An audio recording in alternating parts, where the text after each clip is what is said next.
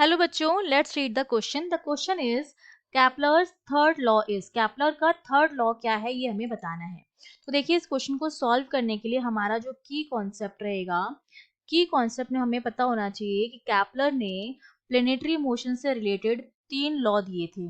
ठीक है, और ये तीनों लॉ जो थे वो प्लेनेटरी मोशन से रिलेटेड थे। ठीक है, प्लैनेट जो होते हैं किस तरह से मोशन करते हैं, मूव करते हैं, वो उन्होंने बताया था। तो इन 3 लॉ में से एक लॉ ये कहता है कि जो सन होता है यहाँ पर कहीं है, और जो प्लैनेट होते हैं वो उसके चारों तरफ एक इलिप्टिकल पाथ में क्या करते हैं, मूव करते हैं। इलिप्टिकल पाथ में सारे प्लैनेट जो होते हैं वो क्या करते हैं, मूव करते हैं, सन के चारों तरफ रिवॉल्व करते हैं। ठीक है, ये हो गया। दूसरा उन्होंने बताया कि ये इक्वल टाइम में इक्वल एरिया कवर करते हैं। इक्वल टाइम में इक्वल एरिया जो है वो कवर करते हैं। ठीक है, और तीसरा उन्होंने बताया कि जो टाइम पीरियड होता है, टाइम पीरियड का मतलब क्या होता है, एक रिवोल्यूशन को पूरा करने में लगा टाइम। बेसिकली टाइम पीरियड हमारा क्या होता है, time taken in one revolution, in one revolution, वो हमारा होता है टाइम पीरियड।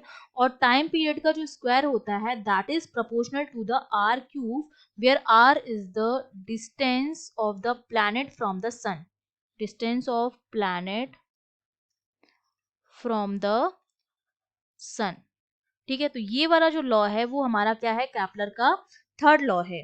और ये लॉ ये बताता है कि जब ये इलेप्टिकल पाथ में मूव करते हैं तो एक सेंट्रीपिटल फोर्स लगता है टूवर्ड्स द सेंटर, और वो सेंट्रीपिटल फोर्स जो होता है वो क्या हो जाता है, एक कंडीशन में क्या हो जाता है, बैलेंस हो जाता है। जो ग्रेविटेशनल फोर्स लग रहा होता है दोनों के बीच में, एफ जी जो होता है that is balance by F C. और इनकी वैल्यूज रख के जब हम सॉल्व करते हैं तो हमें ये मिलता है कि टाइम पीरियड का जो स्क्वायर होता है that is proportional to the R का क्यूब। ये हमारा क्या है, थर्ड लॉ है। तो पहला हमें दे रखा है M V R equals to L equals to constant, जो कि हमारा क्या है, लीनियर मोमेंटम कंजर्वेशन का लॉ है। तो ये तो गलत हो गया। बी है T square proportional to R cube, ये बिल्कुल करेक्ट है, ये कैपलर का थर्ड लॉ है।